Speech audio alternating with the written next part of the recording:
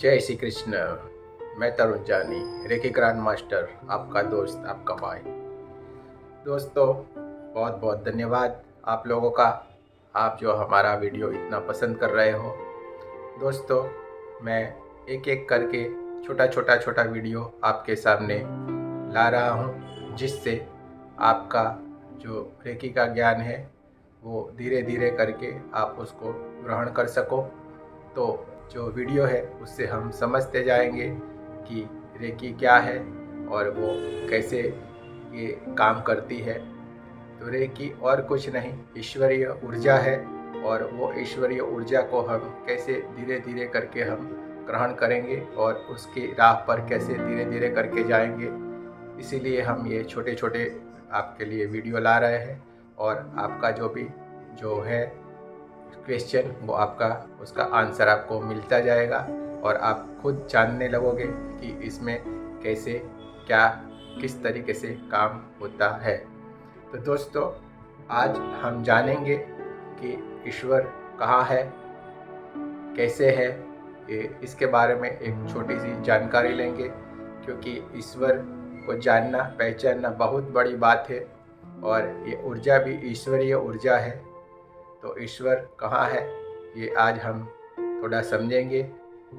इसमें हम देखेंगे कि ये ऊर्जा जो रेकी ऊर्जा बोली जाती है वो कैसे ईश्वरीय ऊर्जा कहा जाता है, क्योंकि आप ईश्वर की राह पे चलने लगोगे तो ये ऊर्जा ऑटोमेटिक आप में आके काम करना शुरू कर देती है, और आप में आके ही काम करेगी। इतना ही नहीं, वो आपके द्वारा दूसरों का भी काम करना शुरू कर देगी। इसी से तो ये बड़े बड़े संत महंत और बड़े विद्वान लोग इसकी ऊर्जा से ही तो ऊर्जान्वित होते हैं।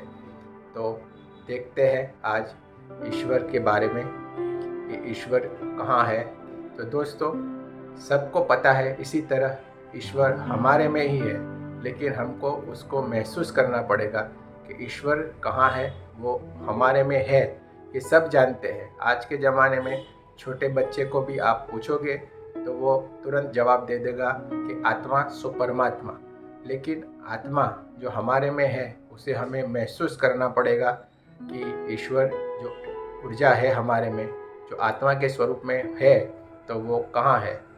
जैसे ही दोहे में कहा गया है कि मोको कहाँ ढूंढे रे बंदे, मैं तो तेरे पास रे, कि मोको कहाँ ढूंढे रे बंदे।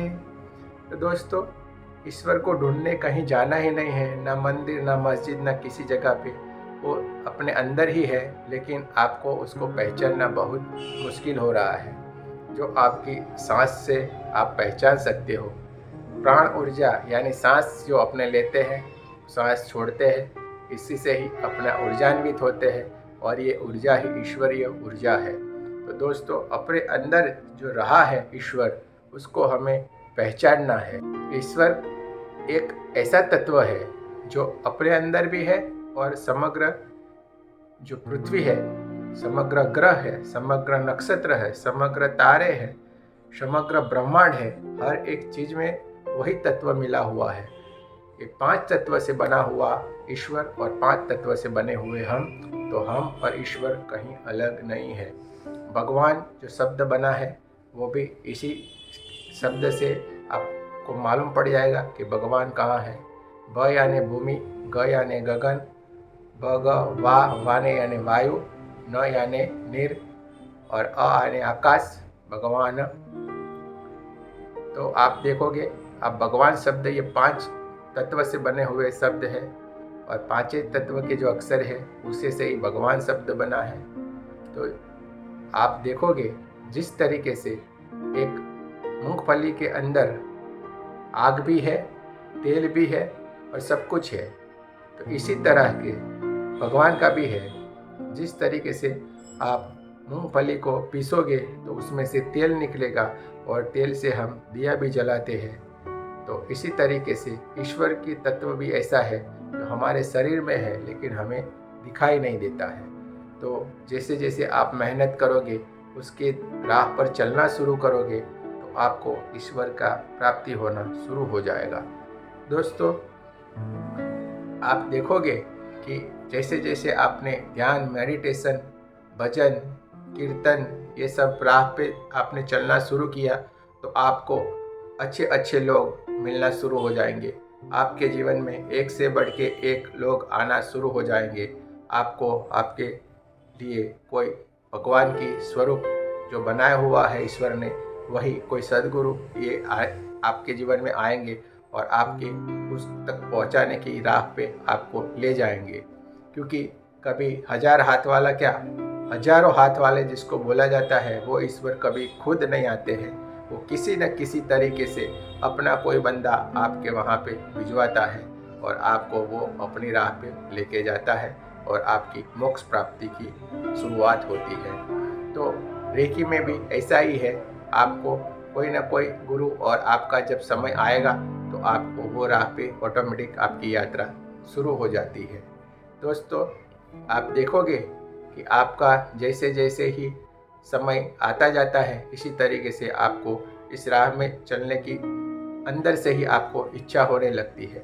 लोग बोलते हैं हम बूढ़े होंगे तब भजन कीर्तन करेंगे, लेकिन दोस्तों जब हम बूढ़े होते हैं तब हम बैठ नहीं सकते, हमारा पैर काम नहीं कर सकता है, आंखों से दिखाई नहीं देता है, उस वक्त हम कैसे कर सकेंगे भजन।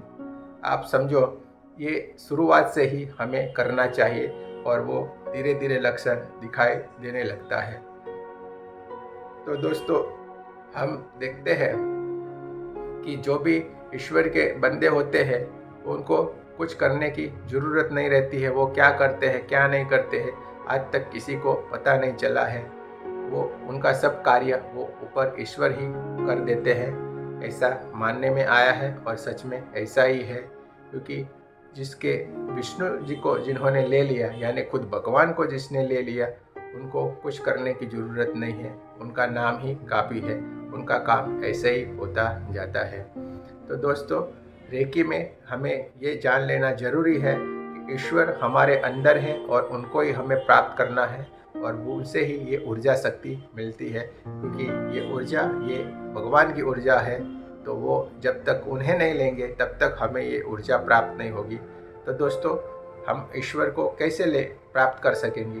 तो दोस्तों, ईश्वर को हम मेडिटेशन, ध्यान से ही, वो सरल मार्ग है, दूसरा कोई मार्ग करने की ज़रूरत नहीं है। क्योंकि आप दूसरा कोई भी मार्ग आप पकड़ोगे तो उसमें आपको परेशानी ज़्यादा आती है।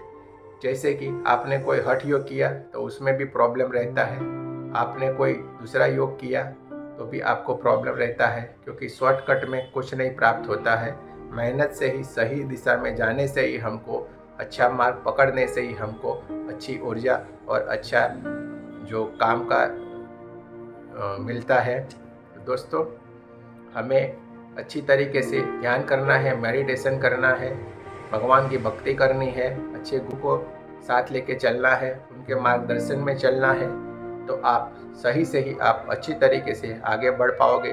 क्योंकि रेकी सीखने से पहले हमें ये चीज़ें भी जान लेनी ज़रूरी है कि मेडिटेशन भी हमको करना है तो हम उस राह पे चलेंगे। क्योंकि रेकी सीखने की चीज़ नहीं है, रेकी साधना की चीज़ है। जो साधना करेंगे तभी हम रेकी अच्छी तरीके से सीख पाएंगे और दूसरों को भी हम अच्छी तरीके से हील कर सकेंगे। तो रेकी एक क्लियर कर देने की चीज़ है कि रेकी सीखने की चीज़ नहीं, रेकी साधना की चीज़ है। तो हम साधना करने के लिए हमें सबसे पहले तैयार होना पड़ेगा। क्योंकि वो ईश्वरीय ऊर्जा है और ईश्वर हमारे अंदर है, वो हमें जानना पड़ेगा।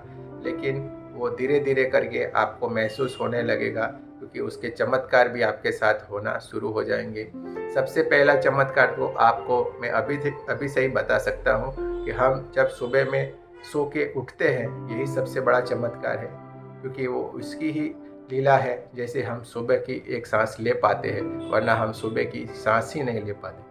हर एक चमत्कार आपके साथ हो रहा है, आप उस चमत्कार को महसूस करो और उसके हर एक चीज़ पे धन्यवाद करना सीख जाओगे। तो दोस्तों, आपको मालूम पड़ने लगेगा कि ईश्वर की कितनी बड़ी कृपा हम पर बनी हुई है।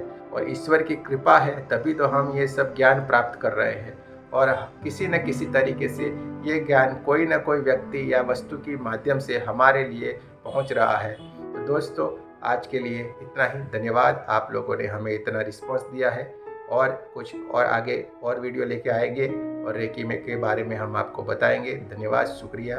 प्लीज़ आपको अच्छा लगे तो आप सब्सक्राइब ज़रूर करिए और आगे भी भिजवाइए। आप लोगों का बहुत बहुत धन्यवाद। जय श्री कृष्ण।